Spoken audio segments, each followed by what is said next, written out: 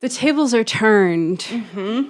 Ana, for Yes. you. Yes, they are. How does it feel to be in a different seat, being interviewed? It's good. It's getting me into the right feeling for it, I think. I'm not asking the questions this time. Yeah, Great. This is my show now. This is the Alejandra show. Okay, take it away. Latinx. A person of Latin American origin or descent, used as a gender-neutral or non-binary alternative to Latino or Latina. Latinx. We're black, we're brown, we're white. We're immigrants, we break binaries and cross borders. We speak all languages and are of all abilities, faiths, spiritualities, sizes, gender identities, sexual orientations, and documentation statuses, and we're here to stay. I'm Alejandra. I'm Ana. This is Latinx Mental Health Podcast, where we talk to therapists, researchers, artists, activists, and students about their experiences in the intersections of mental health and Latinx identity. In each interview, we aim to connect through our voices, our struggles, and our triumphs, as we sample a different herbal tea, just like Abuela used to make.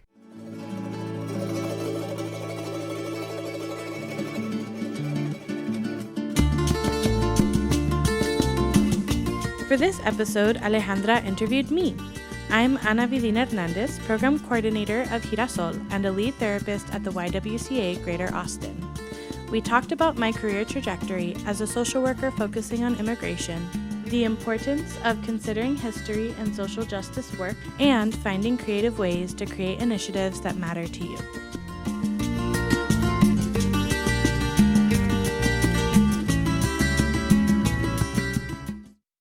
The Latinx Mental Health Podcast is not a substitute for professional mental health care. We encourage you to seek resources and support in your community.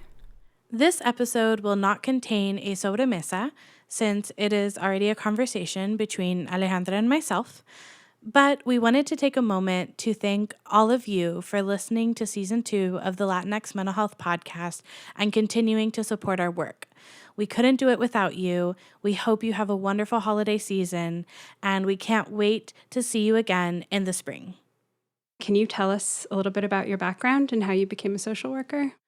So I was born and raised in Austin, Texas, and haven't really left other than some travel. And I've always had an activist history, especially given that my parents were involved in activism.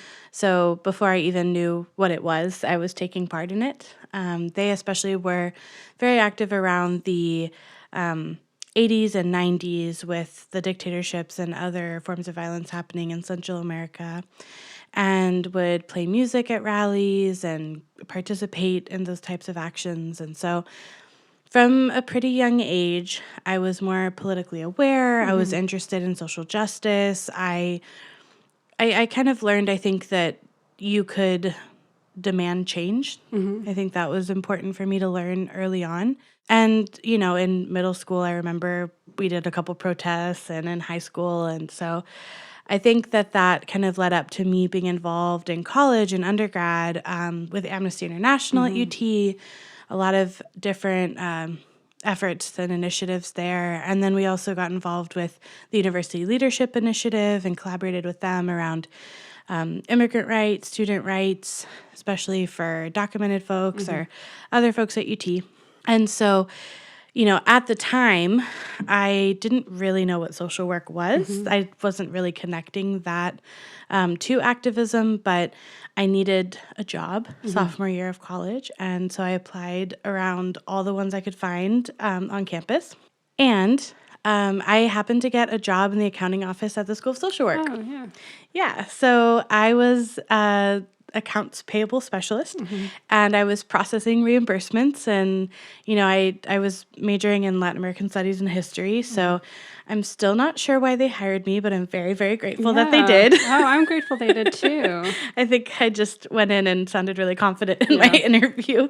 And, you know, I really appreciate that experience because it gave me the different perspective, right? I was seeing what social work researchers were doing from the perspective of someone who was like reimbursing for the mileage it took to get to a focus group or something like that. So it was this very removed way of seeing it, but I was also seeing kind of a whole system move of all the different projects everyone was on and therefore all the different topics they were looking into. And so over the 3 years that I held that position, I was able to learn more and more from that perspective. And serendipitously, when I was applying to grad school and I was looking at the Latin American Studies Masters at UT, I thought for a really long time that I wanted to be a Latin American history professor, and that was still sort of in my mind.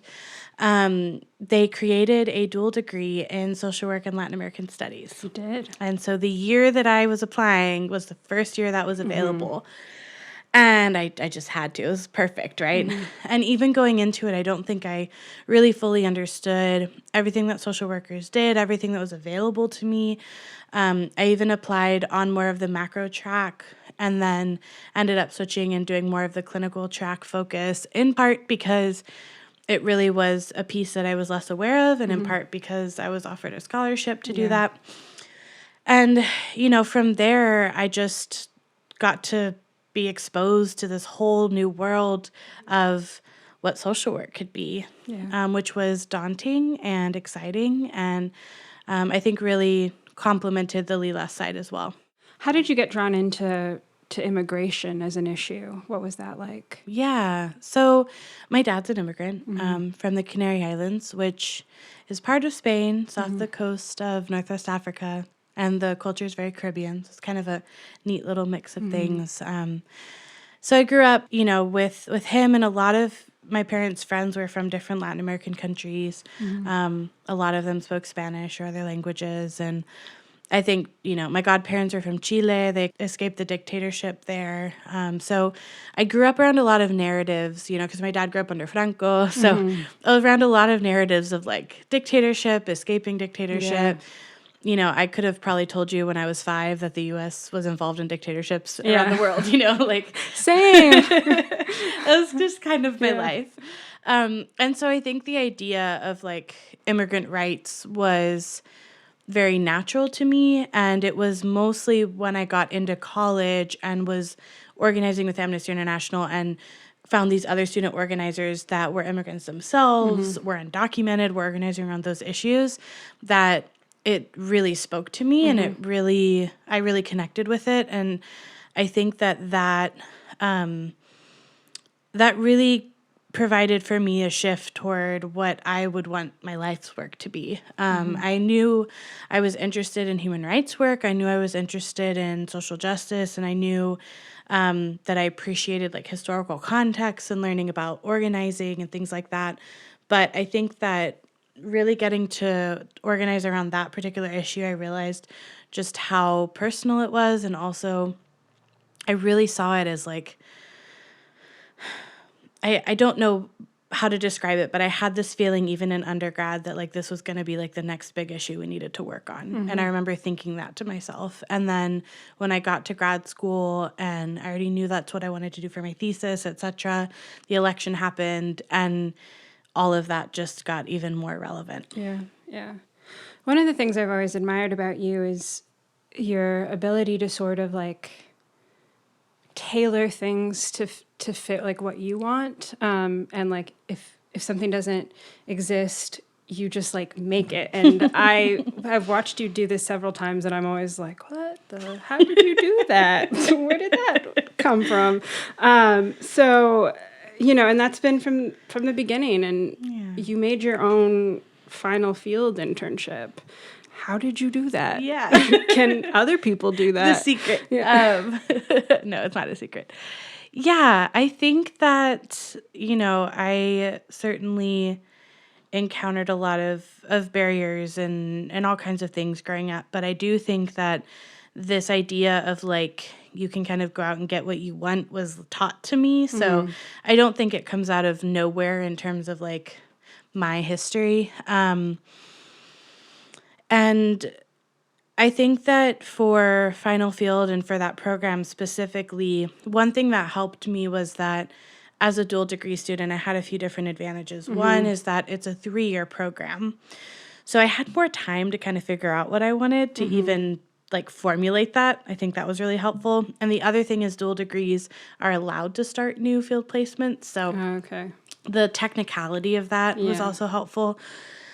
But I think that what I've often done over time is kind of taken advantage of opportunities that I've had, sought out opportunities, but also taken advantage of ones that have been offered to me and kind of made the most of them. So when I was in my first year, but the second semester of the School of Social Work, I took a course with Lori Cook-Heffron, who is now a professor at St. Ed's, and that was when she was had finished her PhD at UT, and she taught a class on social work and immigration with Karin Wachter, and it was all around immigration and social work, and it's the only time that class has ever been taught, which is a shame. Yeah, I hadn't heard of any I of this. know. It was literally one semester, and they were a dream team. They were fabulous. And so, you know, I didn't have to take that class. It wasn't going to count for social work. I actually had to,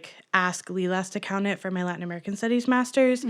But seeking out that opportunity led to working more closely with her, seeking out employment. I was at the Texas Institute for Child and Family Wellbeing, doing nothing related to immigration, but working with them.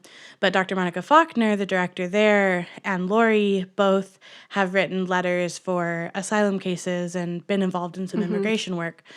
So kind of by getting to know both of them, and they wanted to take social work students to detention centers, I became someone that they were interested in terms of coordinating those efforts. So I wasn't being offered to get paid to do any of that, and it was something that needed to be created out of scratch. But I think by kind of putting myself in places that I was interested in being, and then showing that I was motivated, then I kind of was given more opportunities through that, and then kind of moved from there. And so as I went through, and the same thing happened with taking an additional field placement the one semester ever. See, I get lucky with these timing things too. Yeah. So the one semester ever that they offered a Spanish field immersion. So the second year where I wouldn't have had any field placements, I did an additional one in Spanish, and I was placed at the YWCA where I also work now, which was a really amazing place to be, in part because that's how I started facilitating the support group at the Hutto Detention Center. Yeah. And so you can start to see how the puzzle pieces are coming together. Yeah. Part of it is I put myself into spaces where there is opportunity, and then once I grab the opportunity, I think really fostering a lot of relationships with people. Exactly. And also really being intentional about what I was enjoying about it. So when I would go to Hutto, I tried to figure out, okay, I like this. Why do I like this? I like this because it's group work. I like this because there's a social justice element. I like this because I'm getting to be creative and come up with activities for the groups. Why do I like taking students to Carnes? I like having responsibility. I like coordinating people. I like making sure others have this opportunity. I like sharing information about what's happening in detention so we can all advocate better, et cetera, right? And so I was sort of already starting to think it for myself, really intentionally, what am I interested in? What makes me energetic and excited about this work? And then as I was learning in social work to do the whole take care of myself, whatever thing that, That's it's really important, but was not, it could have been explained better. But I remember thinking okay, what gives me energy, and also kind of the what fills my cup idea. And so when I got to final field or got to start thinking about it, I just really didn't see any positions in the community that I was really interested in, because I love work at all levels. I love doing therapy with individual clients. I love doing group work. I love coordinating groups. I love creating initiatives. I love protesting. I just want to do all of it. And so basically, I thought to myself, why not? I think I should be able to if I want to, and I don't see a job like that out there. And to me, that's what social work is working at all these different levels. So I was able to craft something that allowed me to continue doing this immigration work, that allowed me to continue going to Hutto, adding a few extra pieces to kind of build my knowledge, and was able to propose it in that package, in part because I had built relationships with people that were willing to supervise me and support me through the process. So I kind of have two questions. Yeah. One is, would you be willing to sort of talk about the groups at Hutto as much as you can, because it is sensitive information, and what that's like. And then I guess if we can sort of, let's just start there. Yeah, totally. So Hutto Detention Center is actually in Taylor, Texas, and it, for most of the time in the few recent years has been the only all-women immigrant detention center in the country. It originally started as a family detention center, and then that got closed down because of activist pressure from Austin. Mm-hmm. And we've had a support group at the Hutto Detention Center with immigrant women for many years at the Y before I even got there. And there's a long legacy of people that are interested in supporting immigrants that have been involved in coordinating the group. It's this really beautiful kind of matriarchal lineage of people in Austin that I meet that like, oh, I did Hutto before, and it's kind of lovely connections, and you did it with me, and a lot of the dual degrees in social work and Latin American studies that have come after me have done it as well.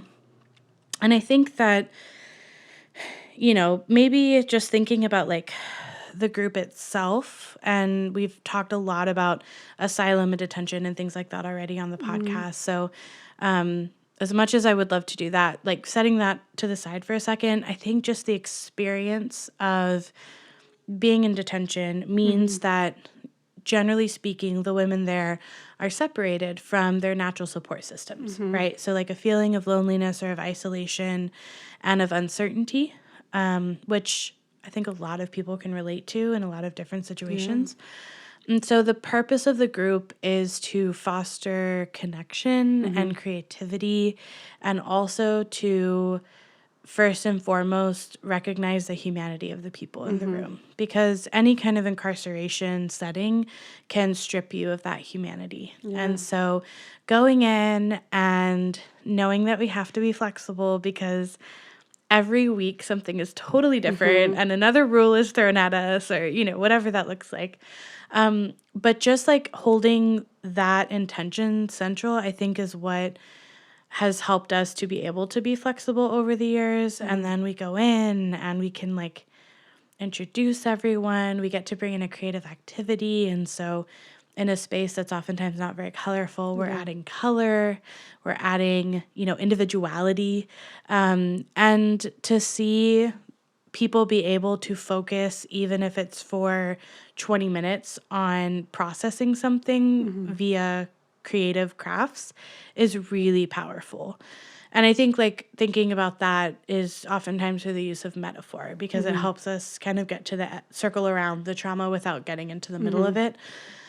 And so for me, I think a lot of what I do is informed by that work, because it was really like viscerally seeing what was going on in detention, and also like seeing what works, like seeing what people are drawn to, seeing what connects us, hearing directly from them, and being able to work in a team to do that. And so that was really meaningful for me. And now I supervise facilitators who go, but I don't go as much anymore. Yeah, and I think something that people may not know, who are outside the field, is, trauma isn't something that you just jump into, like trauma work. It's not like a one and done. No. It's a long process, and there are certain settings that are not appropriate to treat. Yes. Yeah, absolutely. And I think that was always a challenge too, because very often we would never have the same group of people twice. Yeah. It was always a different number of people. And very often, someone we saw that day we'd never see again. And so, making it engaging for folks that did come multiple times, while also creating kind of a beginning to end activity. So like when you learn how to do group work, you learn about like storming and forming and norming and all the things. Yeah. And like we had to do all of that in like an hour every week. Yeah. It's like from beginning to end. And I think like it's like group boot camp a little bit. It's so much. Yeah, it's like throwing you right in the deep end of group work. It's like, okay, like you really hone your skills in that, because you are kind of caretaking this space and trying to create this environment within an environment that wasn't meant for that, right? Of like, you're here, we accept you, like as safely as you can possibly be in this space. Let's like tiptoe into a little piece of what you need to process and make something beautiful out of it, and all feel like we're not alone for this next hour. And I think that's a really beautiful goal. And I feel like at the end of the day, that's kind of the goal of everything we do. Yeah. And I would say the facilitators get that as well. Totally. So I think another thing that was I didn't go that many times, but I did go a few times. And something that I think came up for us and may be worth going into a little bit, because I think this is a conversation we could have for an hour, like just on this, is that sort of moral ambiguity about working in spaces like that, and the sort of like push and pull for this. And I think it just came up in every like group supervision, right? Like, totally, this is a space that is not social justice oriented, and in a way we are part of that system by entering the space, and this group is so necessary, right? And every time you would go, the women would just be thanking us because it was an escape for them, and that could be really hard to reconcile. And I don't know if you want to talk about that just a little. Totally, yeah. That I don't think I can count the number of times we have had that exact conversation over the years, and given that a lot of my work now is still, entering spaces of detention, I think it's a relevant question for us to keep talking about too, because I don't think there's any one simple answer. I think it's worth thinking about, like, going back to the very beginning of what I said about centering humanity and thinking about what our role is there. And sometimes in order to enter a space, like, sure, we have to like get cleared to enter, and I might need to like communicate with the people who run the facility and things like that. But I also think that if our intention is to help people who are there feel heard and not alone, and we're fulfilling that intention, and then we're also thinking of ways that we can use what we know about those spaces to be good advocates, to learn from one another, to raise awareness, then I think that we're kind of fulfilling that mission on all levels, right? Because one of the most powerful activities I ever did at Hutto was I had, some folks write messages on hearts to take into the women there. And the impact of knowing that people were thinking about them was huge. And the barriers to getting in detention, like the hoops that we have to jump through to get in, you can imagine that if their family doesn't live nearby, or if they're undocumented and they can't get in, it's really hard to have contact beyond the center. And so I think, as much as you kind of have to navigate a system, I think it's worth that effort, and it's worth that kind of moral dilemma of like continuing to like think through it in order to be able to provide that kind of connection and that kind of healing and that kind of support, and knowing that that's not like within a vacuum, right? It's not like we do that and then we go back to our like, I don't know, unrelated job or whatever, right? Like all of this informs our social work, our role as like social justice warriors, like all the things, Yeah, there's it would be one thing to just go into the space. It's another to know that people that you are connected with are working to dismantle the system. And the history of the group, like knowing that it's also continuing a legacy of support, right? Because I also think it can be easy to kind of get wrapped up in like your one individual experience of going there, which for a lot of folks, they would go for like one semester. So as I've now entered, kind of the fourth year of being involved with this group, I have this longer trajectory so that when something happens, I can tell the facilitators, oh, yeah, that's happened before or something similar, and we got through it and it was fine, But so many spaces we enter, when it's short term, I feel like we don't have that perspective. And like, I go back to a lot of this with social justice work is like the perspective of history that we don't really get in our program enough, I think, or in general in life. Yeah. But when you view yourself as continuing this legacy of support, of like thinking about all the women that have passed through there, you could think about that and be depressed about how many people we've detained, certainly. Yeah. And you can think about like the number of people that this group has touched over, it's been thousands, And so like, I think it's worth sometimes when we're feeling overwhelmed, I like to go back to connecting to like the larger trajectory of history, or the larger system of folks that are supporting immigrants in the country. Or I do this all the time because that's also how I can like stay hopeful sometimes. Yeah. And it's interesting to have this background in history, and that was what you wanted to do, and seeing it as a useful tool, which we don't. we forget. Yes. And I think with activism and organizing, it's so important because if we forget how long it has taken to get the change that we have today, and especially as we keep moving toward like really quick reward kind of society where we get things at our fingertips, technology, everything like that, which I do too, totally. But when it comes to organizing, like I think we have to remember the legacy of the work it has taken to get to where we are, and that we can't expect change tomorrow, that it's like the long haul. And that piece, I think, applies to the Hutto work. It applies to like creating programs. It applies to activism. It applies to everything. Yeah. What's that Faulkner quote? History is not even past. Right. Like that we're dealing with it constantly. Totally. And that we can talk about trauma in that way too, right? It's absolutely. History matters. Right. Anyway. And the intergenerational piece applies in both as well. Exactly. So shifting gears just a little bit. Yeah. Can you talk about Girasol and what it is and how it came to be? Yes, I can. So Girasol is the program that I coordinate. And the way I explain it to people, because we're out of UT, but we're in the community a lot, so it gets confusing, is that we're like nesting dolls. So we're a program, Hedaesil, inside the Texas Institute for Child and Family Wellbeing, inside the research branch, inside the School of Social Work, inside UT Austin. Okay. So we are technically part of UT in that way, but we're also, most of our work is out in the community. So I think that's just an important thing to clarify. So we launched officially under the name Girasol a little over a year ago in September of 2018.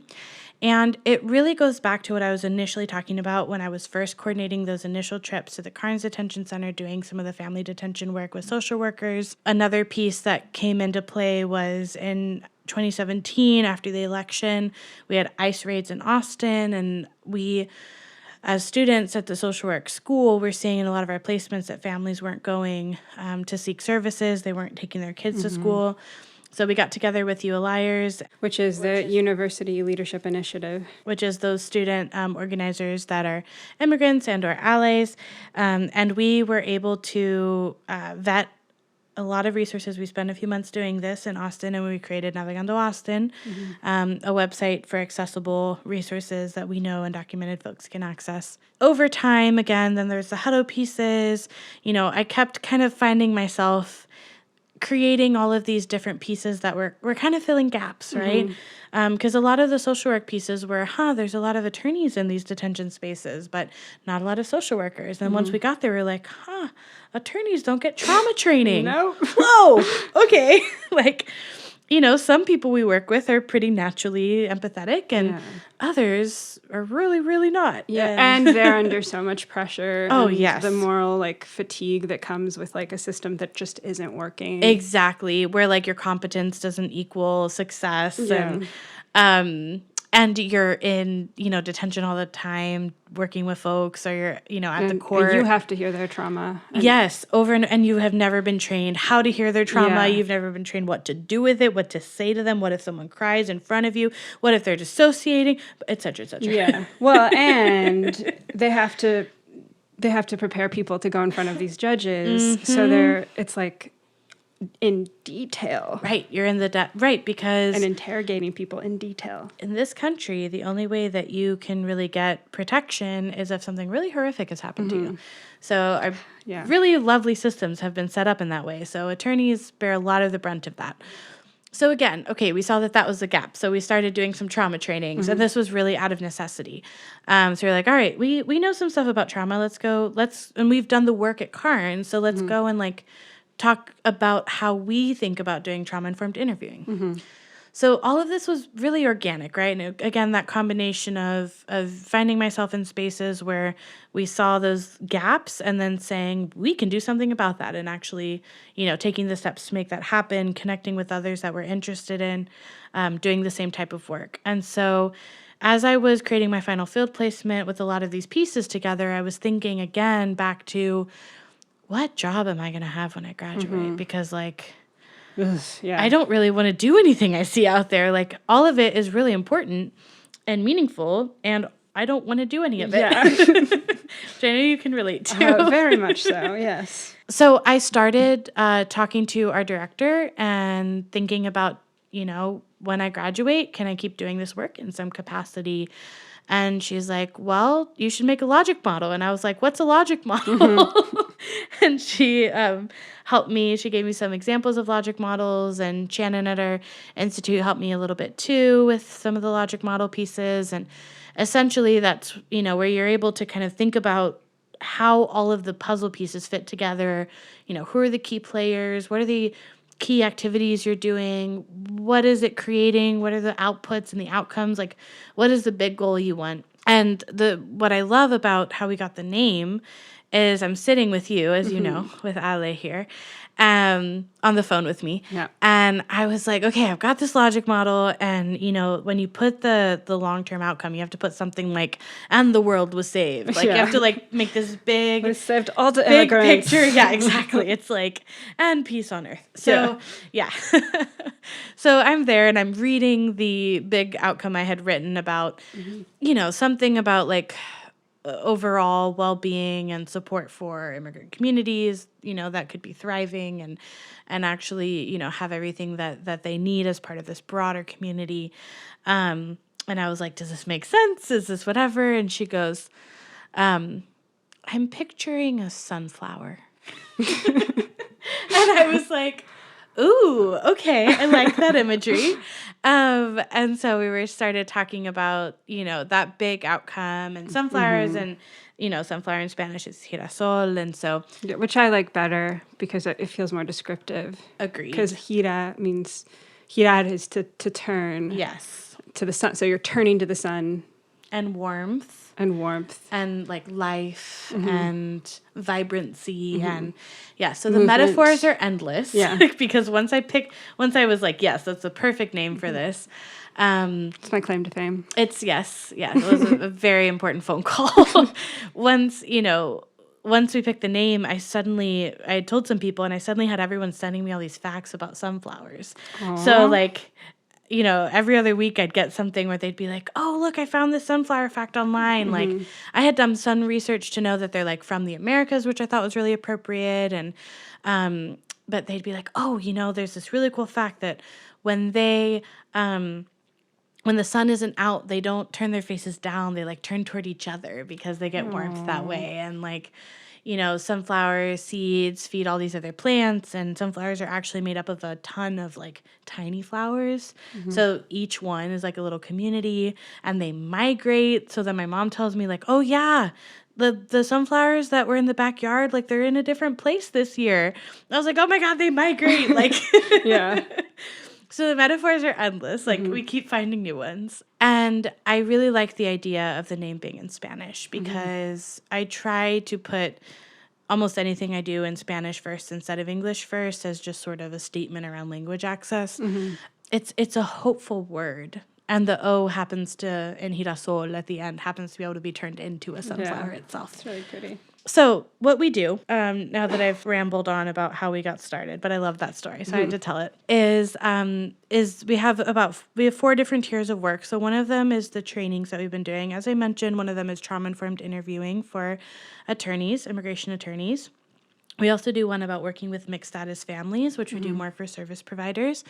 And we offer those to agencies, and we've also done them open to the public. And that's really nice because we get people from a lot of different backgrounds. So we've trained everyone from social workers to advocates to nurses to attorneys, a lot of different types of folks.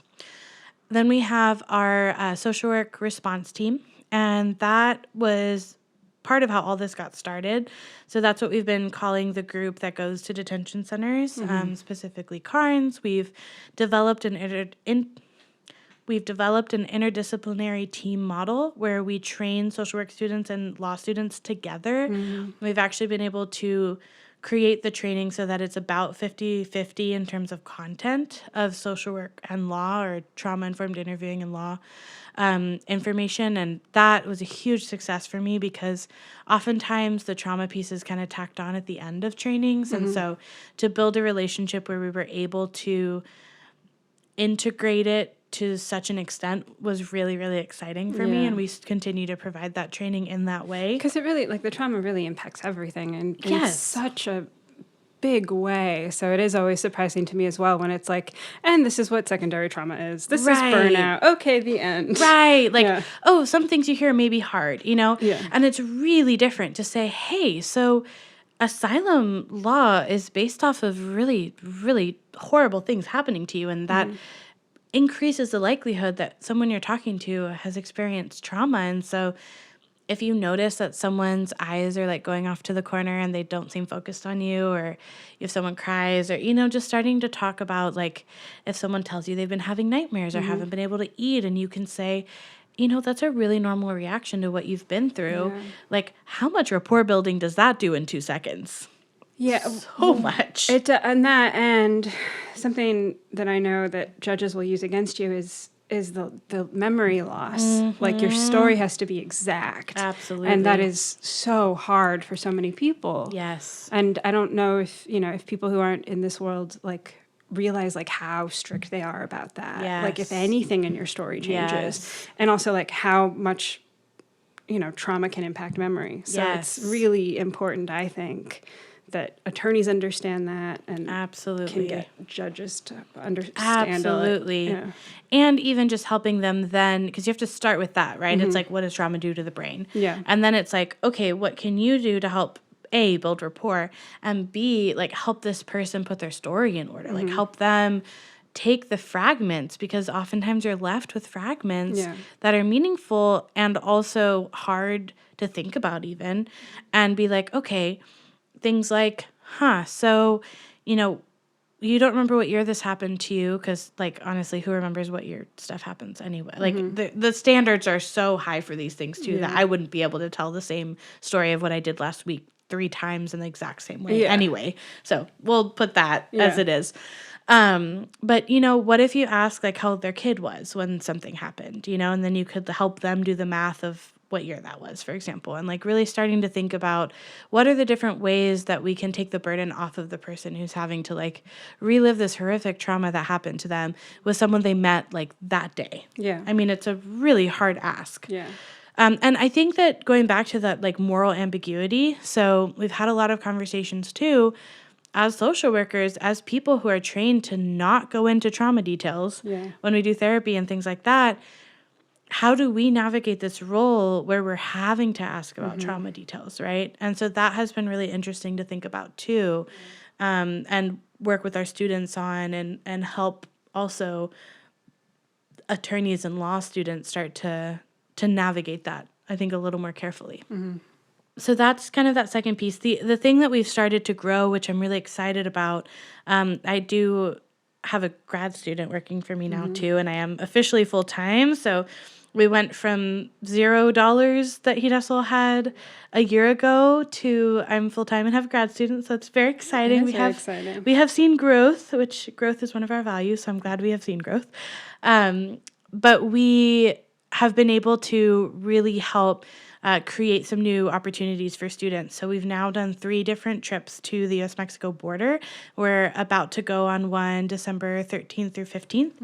And so we've been able to get the community involved in helping us with donations to take down to the border and help asylum seekers, different families. We plug in with other organizations at the border that are already doing the work, and then we help and think about what social work's contribution is specifically. We've also been able to start volunteering here locally in Austin and talking with the folks at the San Antonio bus station and just really trying to figure out, what students are interested in and get them involved more and more in this type of work and help them have the opportunity to see what happens at all different levels, which I think is really valuable, and use their skills in different places too. So that's that second branch. The third branch that we have is our mental health collaborative. This is new and very exciting to me.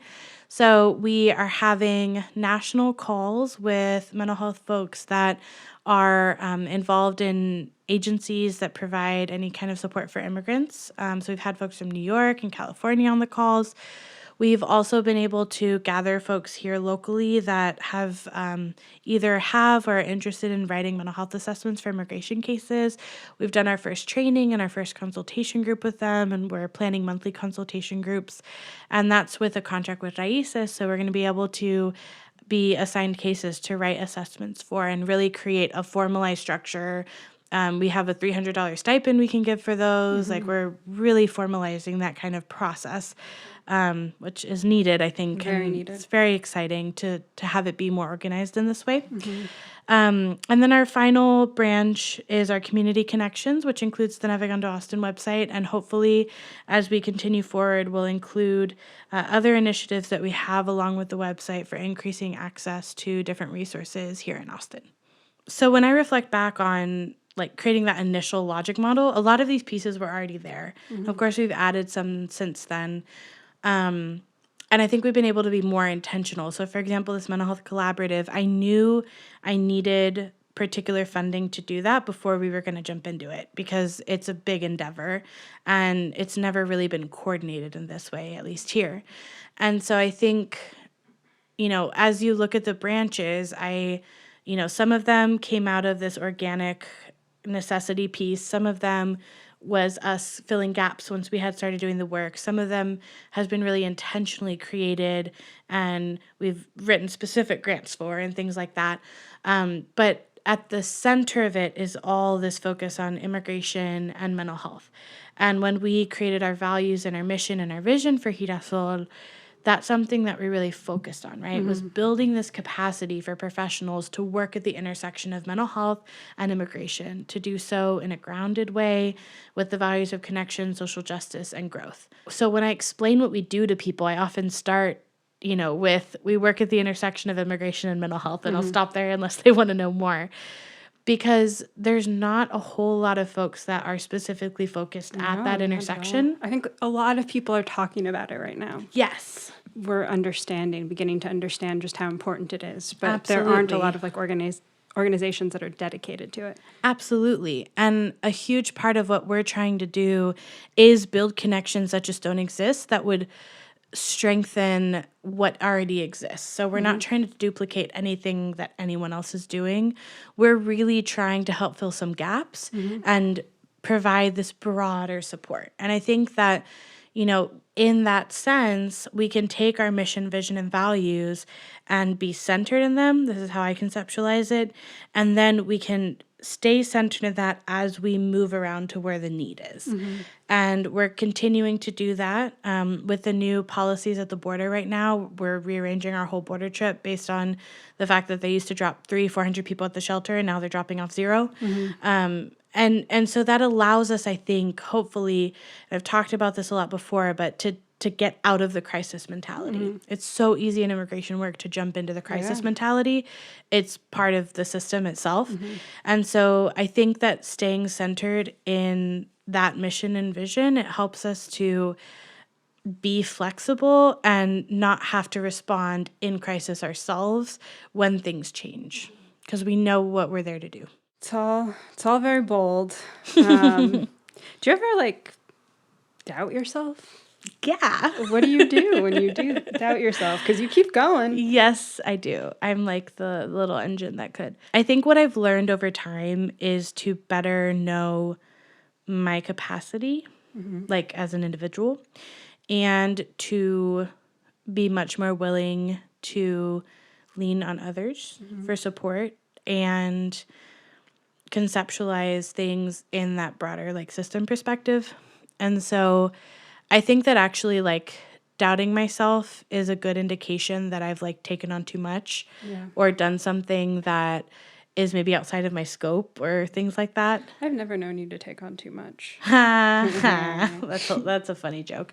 Yeah, it's a huge thing I've learned in my life is to lessen things on my plate. And it's important. And I really value the time that I have that is not work time. And I really, really, really believe in creating work for myself that I don't end the day feeling exhausted and drained and unhappy. I believe very strongly in not being unhappy at the end of a work day. And so that's one of the main things that I kind of judge my work by is is it making me happy? Am I doing something that's fulfilling? And do I have the support that I need to do it? And have I bitten off what I can chew or even less that I can chew and not more than? And I think that has helped me, as well as as well as learning how to have like really supportive friendships and relationships with people, because I think that having those kinds of exchanges where I can feel that people like value the work and appreciate it, and I can ask someone for a favor if I need to, and we bring enough people into the planning at the beginning of some initiative that I don't feel like I'm left out in the cold doing everything by myself. And so sure, I have those nights where I'm like, what am I doing? Or will I have a job next year? Or, oh my gosh, there's another thing I need to add to my list. And then I'll get out my phone and like make my little list, you know, right before like a big event or something. But I think for the most part, the intentionality that we took to create the logic model to try to get funding that matches what we actually want to do, not just to get money to do whatever, but like literally for what we want to do, and building like a team and like collaborations that are really supportive helps me to not feel overwhelmed. Yeah. And to kind of know that I can do what I've set myself up for. Yeah. Yeah, I like that. I think in terms of this project that we're doing together, having a team has been really helpful for me, and feeling Totally. like we can keep doing it, because if it was just me, I probably would have like stopped. Yeah, it's like It's important. knowing what everyone's contributing, like being really clear about that. I think that having been involved in organizations before, like even being in like leadership at Amnesty International, like all the things I've seen organizations run poorly, I've seen them run well, I've experienced taking on too much already, I've experienced events that took all the life out of me to coordinate. Like, I think that there's been some trial and error that was really helpful in getting here. But the growth I've experienced through the social work program in the last 3 years, now 4 years, since it's been a year since I graduated, going to therapy myself, building all of these strong friendships that are folks that are interested in social justice, that are really supportive of my work, like being open to that and being vulnerable, I think that has really, really helped me to slow down, and it has really helped me to put things in perspective. And so having gone through all of that growth myself, I think it really helps me to stay really grounded. Yeah. So it's also about taking care of yourself. Absolutely. Yeah. It's a big part of it, because I think when you're forgetting that piece is also maybe a moment where you can overextend. And I really find that the doubt often comes when I feel like I'm walking in the dark, or I'm stepping off a ledge and I don't know what's below, you know? When I've got, you know, some room for flexibility, sure, certainly, and not everything's planned out. But when I have the team around me to know we can handle anything, I'm not worried. What advice would you give to other people who are wanting to create their own projects out of nothing? Of nothing. Not out of nothing. Nah. So I hear, and I've heard a lot of people who like have ideas, or even if they don't have an idea, they have like a feeling that they want to do something different. Like I've heard a lot of people who say that. And I think that there's such a combination of patience and like compassion. So patience and self-compassion. So patience with yourself of like, it doesn't have to be tomorrow, with figuring out what's stopping you. So like if there's something that you need to work through personally, if there's a larger system of oppression that has always told you that you can't do something, you know, whatever that is, so that you can tangibly have a barrier to overcome, because sometimes it can feel so nebulous. Like, I think. just can't. Yeah. And it's like, nah, like there's reasons, like there's reasons. And, you know, like I'm sure all of them are super valid, and we can work through some stuff, you know, and sometimes it takes finding someone else, like we've done with this podcast, who's like really interested in what you're interested in, and hashing it out and like realistically planning what that can look like, right? Because we are all different people. And so some people are not going to be the idea people, or some people are not as good as like executing an idea.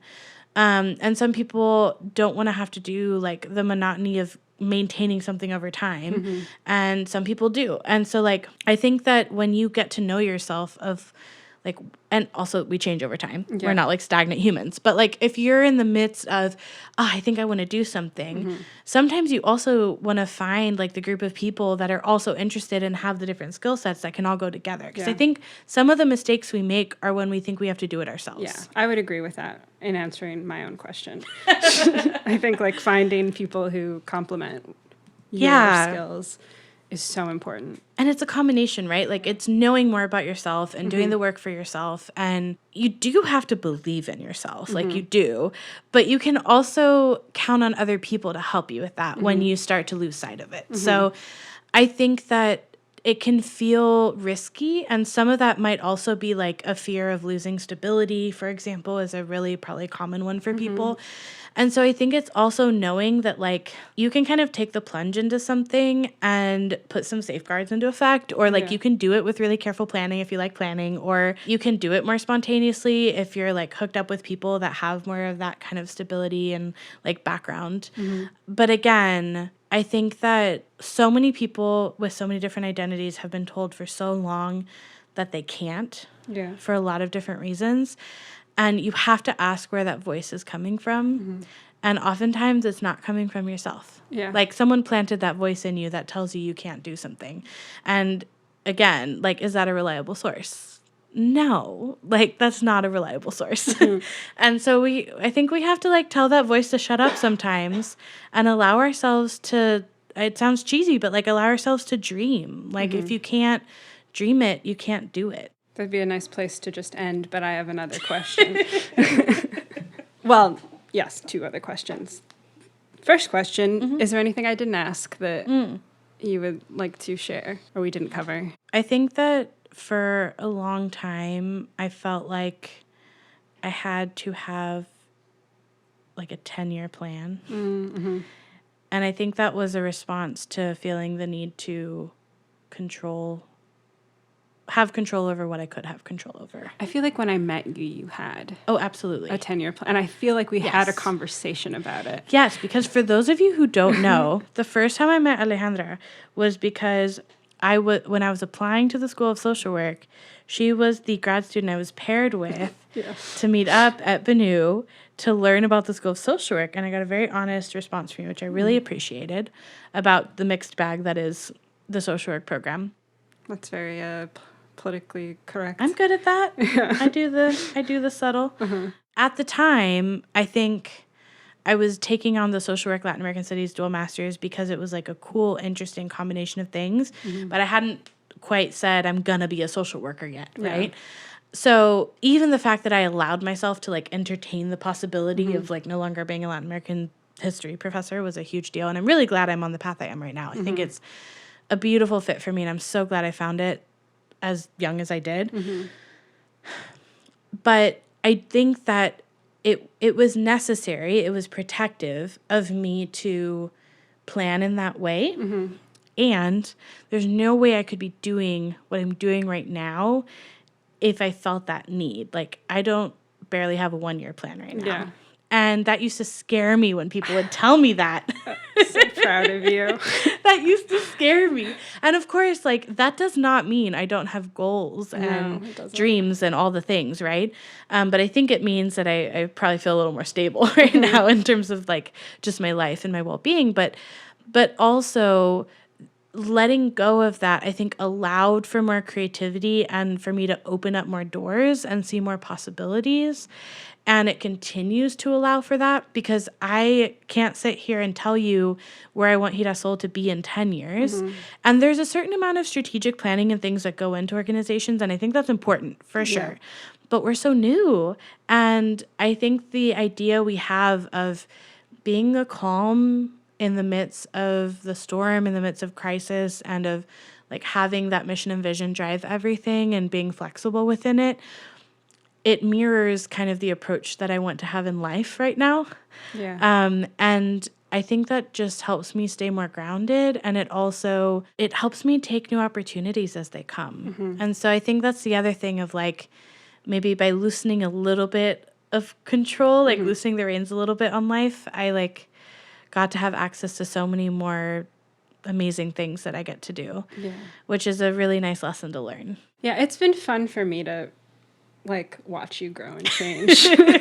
Well, you've seen me from like in my period of, I think, most growth ever in my whole life. It's been a pleasure, and I'm like so excited for like everything that you're doing and everything that you've become. And I think like where I was coming from is that I'm like 4 years older than you, which isn't like significant, but Ancient. No, it isn't. It isn't that yes, we've already gone.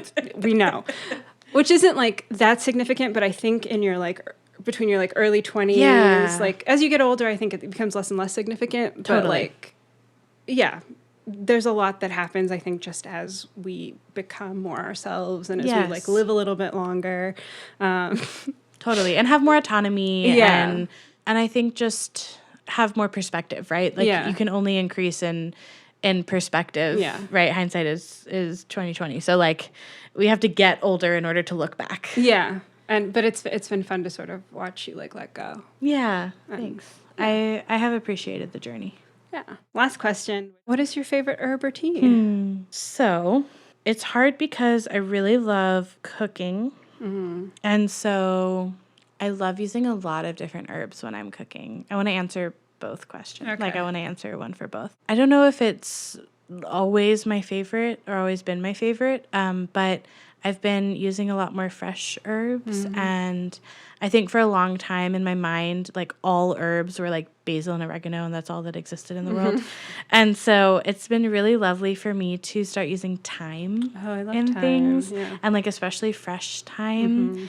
And I have had a lot of fun using it in different recipes, and just like fresh herbs, you can like when you use them, you handle them to like get all the leaves off and everything, and so then your fingers smell like it out. And I love that experience of cooking, and so I think thyme has been really fun for me to experiment with. And in terms of tea, I really, really like any tea that has peach. So add anything to the end of that, like green tea or oolong or anything, but if it starts with the word peach, I'm probably gonna love it. Good to know. All right. Awesome. That's it. Yay. Thank you. Thanks for listening to this episode of the Latinx Mental Health Podcast. You can follow us on Twitter and Instagram at LatinxMHPod, find us on Facebook and YouTube, and subscribe everywhere you listen to podcasts. Hasta la próxima!